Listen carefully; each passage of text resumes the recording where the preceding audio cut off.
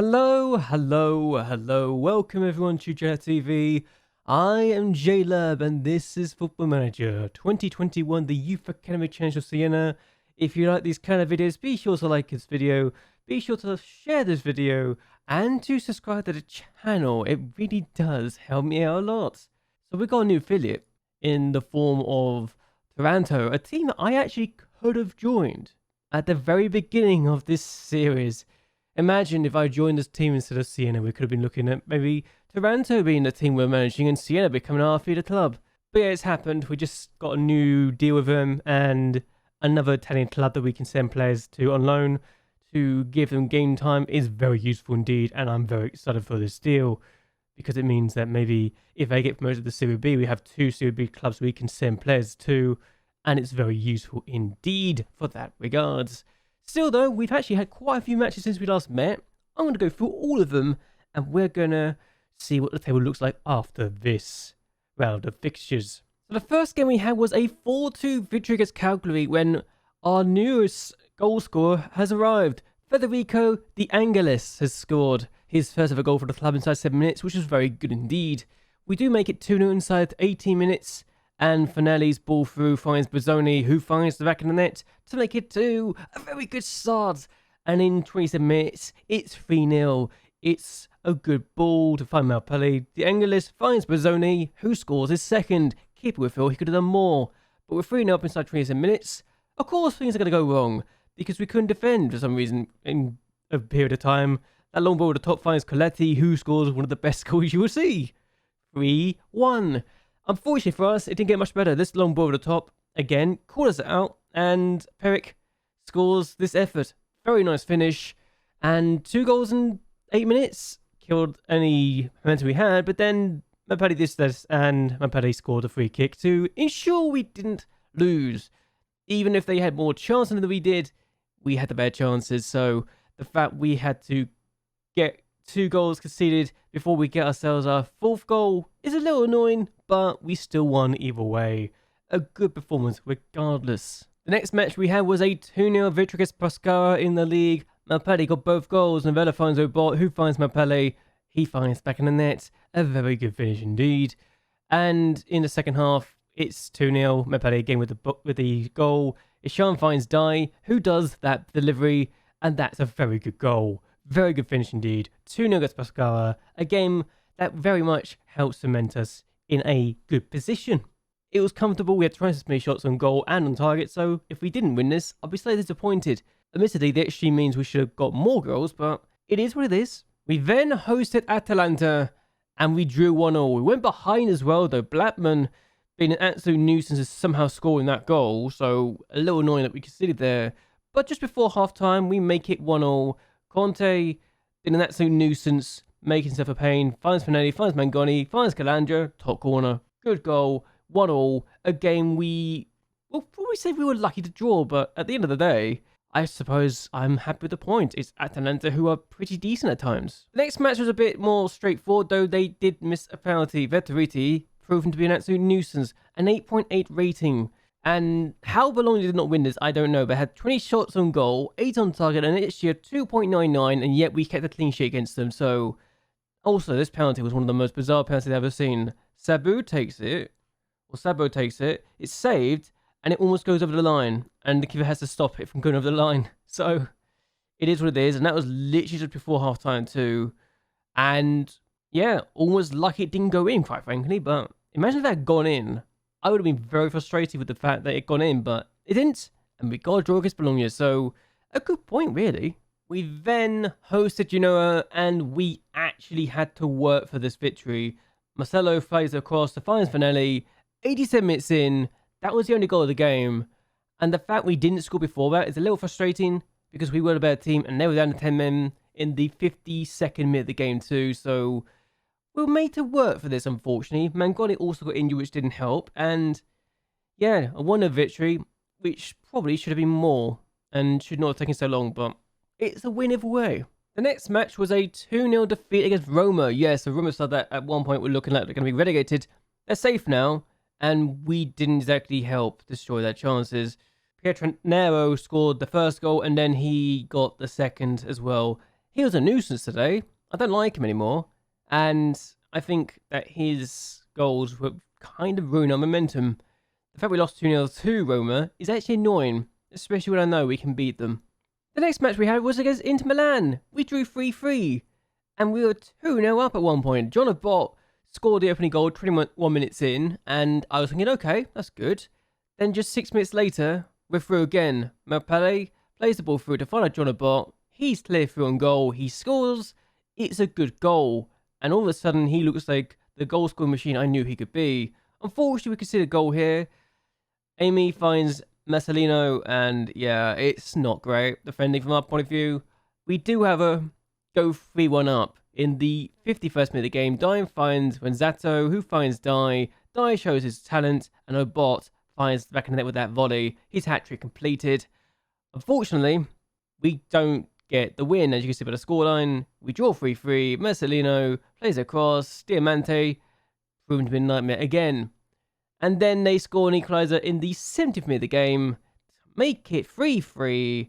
Boyer with the finish. Defending, where was it?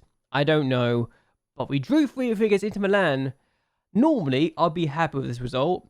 But the fact we were 2-0 up and then 3-1 up makes this a bit disappointing, quite frankly. So, yeah, maybe we should have won this game, even if they had the better chances. And they had more chances to show, but I just wish we won this game, quite frankly. That's what I asked for.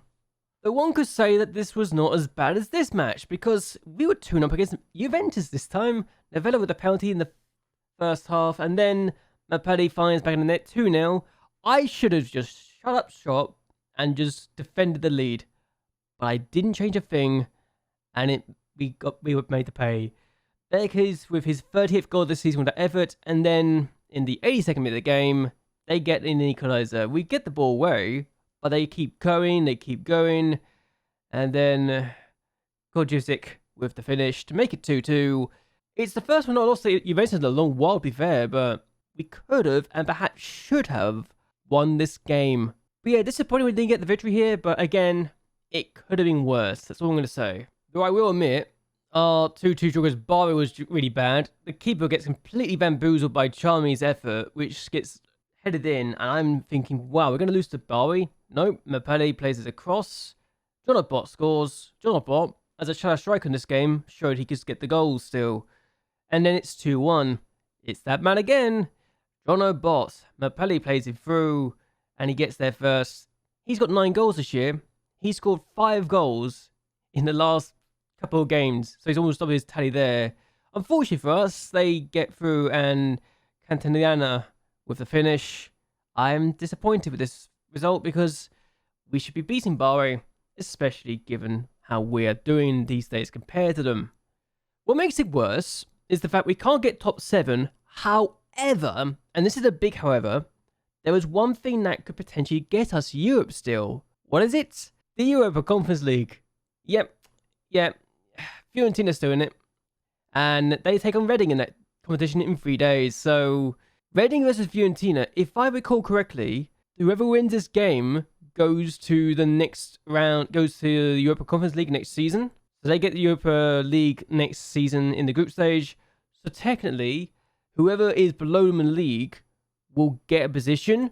And because they are in 7th place, we might be able to get a chance to get into Europe if they don't finish in 6th. So hopefully, all things considered, we have a chance to do it. We just need to surpass Torino's game of the day. They've got Calgary, which is not great for us, but they haven't also won in the last 4, but neither have we. So neither of us have won in the last 4 matches. Fiorentina have Juventus, which should be a routine situation for us, since, you know, Juventus are the champions and going to win the game, you think. Bologna have Sampdoria, so if there's one team that could do us a favour, it's Bologna. And we just need to also surpass Torino's results against Calgary when we take on Spal. So it's in our hands, it's in our possession to do this. Can we do it? Let's find out, because I'm desperate to do it. And if I don't do it, I'll be disappointed. We're going to pause it for this game, though. We are going to have to... Well, for the most part, this is the strongest squad we can put out. Vietina is back from his injury. Jonabot's playing as a shadow striker today. We've got MacLeod as a winger. Actually, I might think of this. Mangoni as a winger on attack support. Mapali's going to be a winger on attack, and we're going to tinker this. If it works, it works. If it doesn't work, then we know we've made a mistake here. But I'm going to tinker this and see if we can go with this situation. I want to win this because we know we can win this. Vetterisi's in the goal. Rossi's the right back. Oberzi and Polino the centre backs. Ishan is playing to the left back. Calandra and Dye are the two centre midfielders. Mapali on the right. Obot as a shadow striker. Mangoni as a winger. And Viatina as a striker. We should win this game. This is our strongest sub we can put out. And if we don't win this game, then something's gone very, very wrong. So let's see how we do, shall we?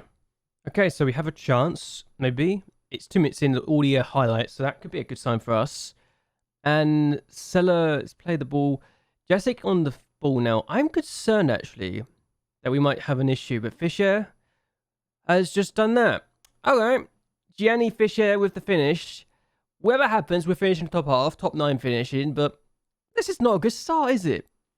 You would think we would do better than that, but 2 minutes in, we're already 1-0 down. I genuinely believed at the beginning of this game we'd be fine, but they've just literally unleashed that rocket. And there's nothing you can do as a goalkeeper about that, can you? What a goal.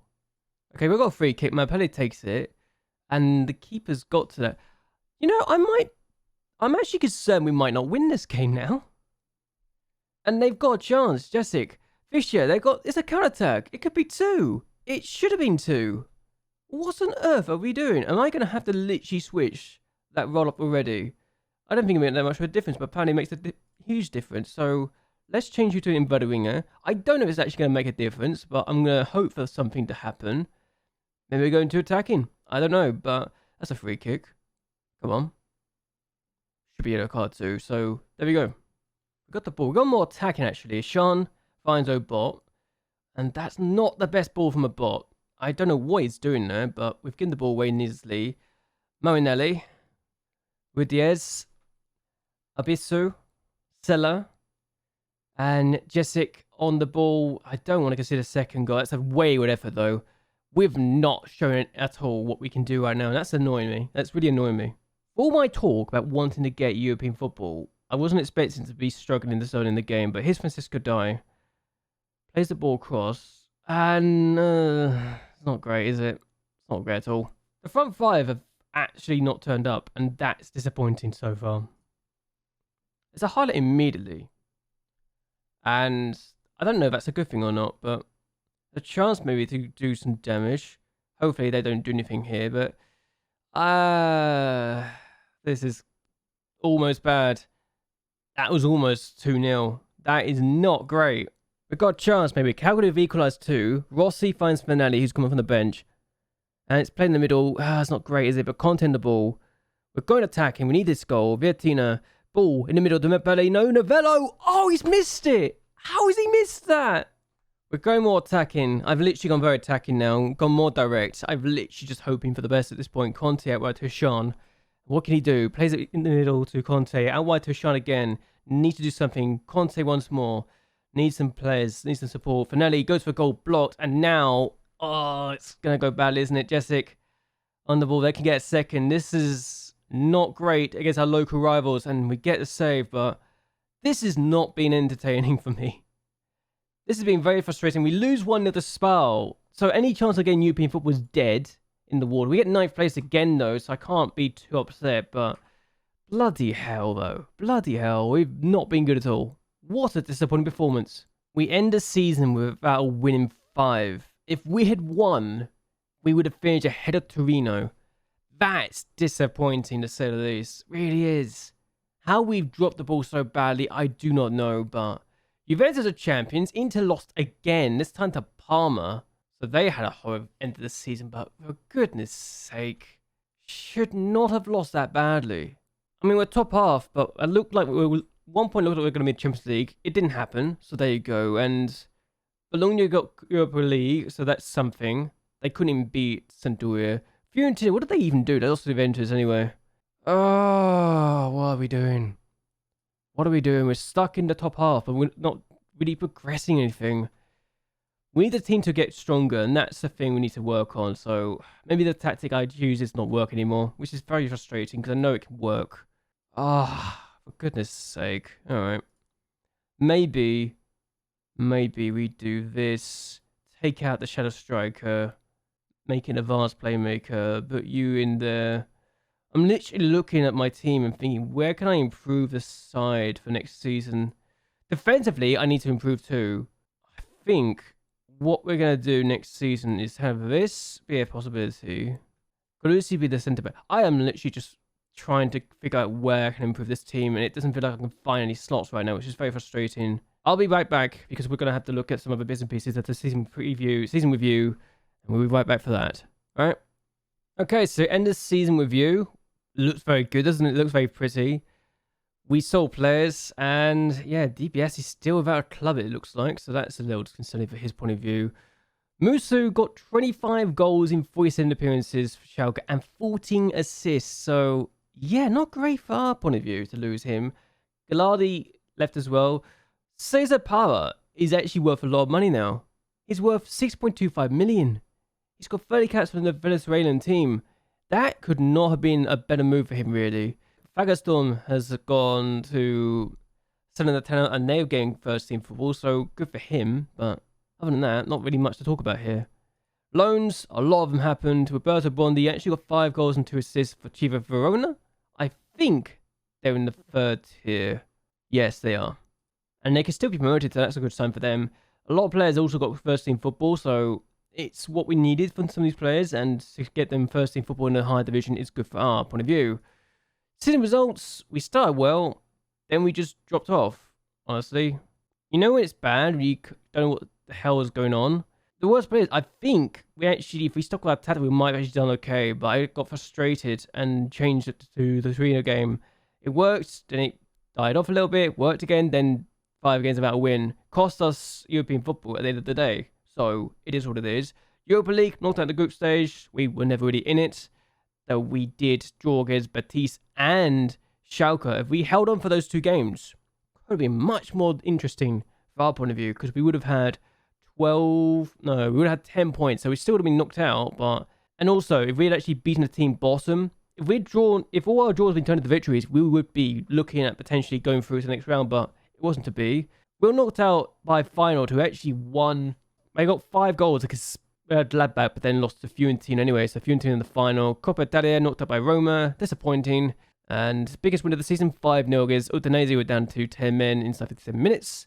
Match, remember, first game of the season, 3-0 against Fiorentina. And then the goal of the season by Novello was definitely a very good dink. Good lob over the goalkeeper on 26 yards. I remember that very nicely.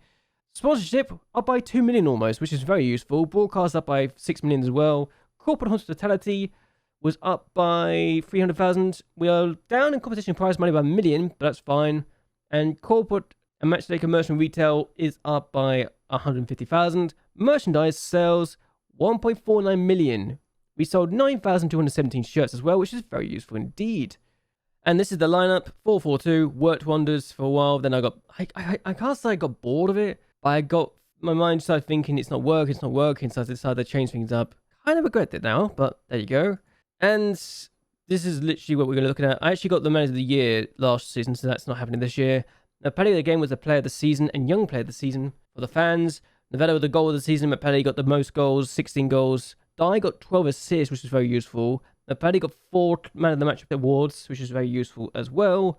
And he got an average rating of 7.1. Dye completed 45 passes per 90 minutes. And Brazzoni's got 455 league appearances now, which is still a record, really. So yeah, there we go. And the best over 11, there's a lot of people in this right now, isn't there? So looking very good. Look at the players that are actually still not with us now. So look at them now. Only 1, 2, 3, 4, 5 people in the overall 11 are still at the club. So there you go. Fanto's now coach for us. Barbini's at Toulouse looking to leave. Carlusi's at Oviedo, I think, looking to leave as well. Bondi's on loan to Chiva Verona. Tortelli is playing in the Spanish 4th tier, I think. Doing himself justice right now, isn't he? Played a lot, so he's definitely doing well there. While Pigneri is on his way out, he's at Modena right now. And Fofana's also playing in the Dutch football, which is very useful indeed. So, it's not great. And only one person from our first season, maybe not our first season, but actually the first season as a whole, are still playing. And that's Satar being a coach for us. So there you go. We actually were lower in the expectations for actual positions than they expected, which is bad, but okay. Not great. But at least we're quite an impenetrable and aggressive and clinical, which is useful. Oh, wait, no. Can we not do that? I'm getting rid of that. You are not putting that in the clause, okay? You're not putting in the clause. I refuse to put that in the clause. Got it? No, we are not doing that. You are not doing this to me. I refuse. For goodness sake, okay. Fine. I'm being forced to do this. Imagine I get sacked because I don't do that. I mean, it's not favoured, but there you go. Develop players using the club's youth system, which is what we do. Sign players from other divisions. Alright. I wonder how that's going to work out. Yeah, it's not great.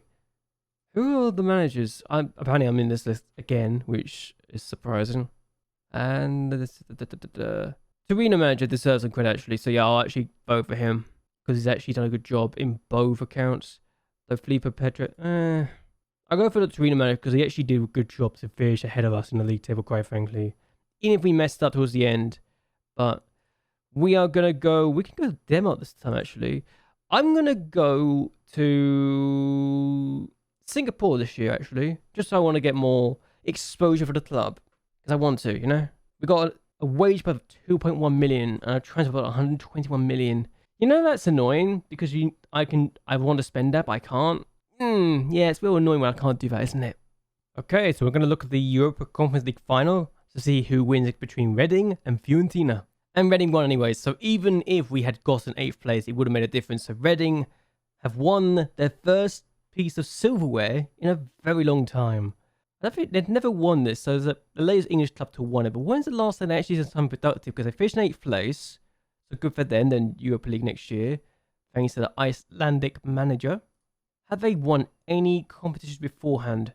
They've already been promoted from the Championship twice, and they won the League Cup last year too, so technically they're getting back into the run of things. They're starting to show what the tycoon owner can actually produce for them, which is very useful indeed for their point of view. Look at the Europa League final, United versus Ajax. Who's going to win that? Ajax beat United. Alright, fair enough. The Dutch team's doing well for themselves. Look at that.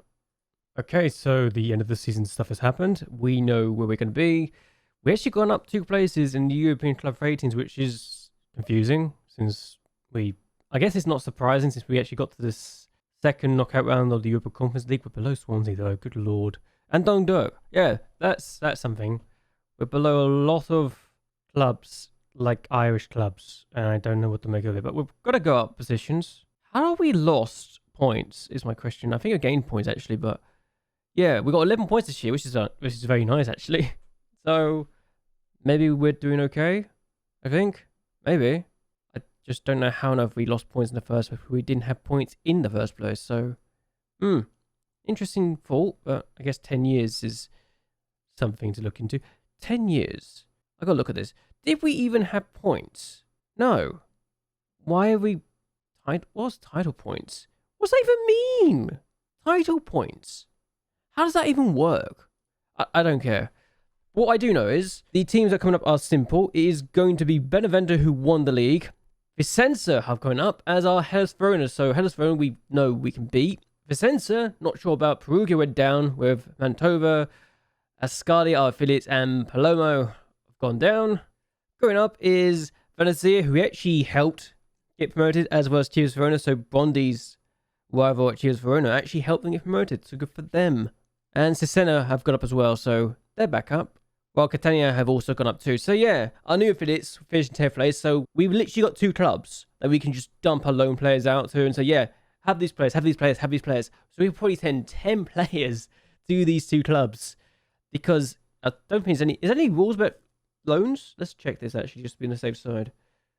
A maximum of 8 domestic players allowed on loan from one club at one time, from clubs from Serie B or above.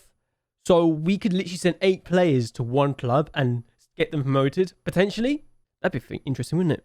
What we do know is we're going to end this here. I have got 258 million in the bank, 121 million to spend, and 1.5 million pounds extra in the bank because the wage budget, we only spend 600,000. We apparently got 2.1 million for wage budget, which is frustrating when you realise that we can't spend the money in the Youth Academy Challenge. But there you go. That's my pain right now. If I hope you've enjoyed yourselves. Hope you like and share this video. And yeah, you also subscribe to the channel. It does help me a lot. Until next time. Bye and well, good night.